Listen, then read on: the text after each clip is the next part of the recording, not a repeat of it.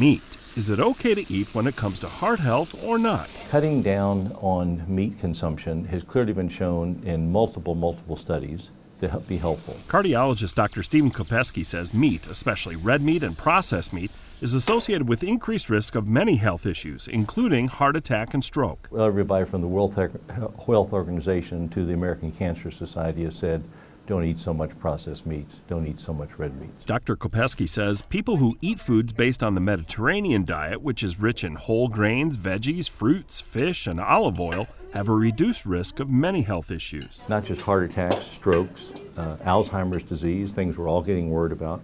Almost all cancers, reduces erectile dysfunction, macular degeneration, eye problems we get, multiple things. So cutting down on meat is a good thing. Eating a little bit probably won't get you in trouble, but eating as much as you want will. For the Mayo Clinic News Network, I'm Jason Howland.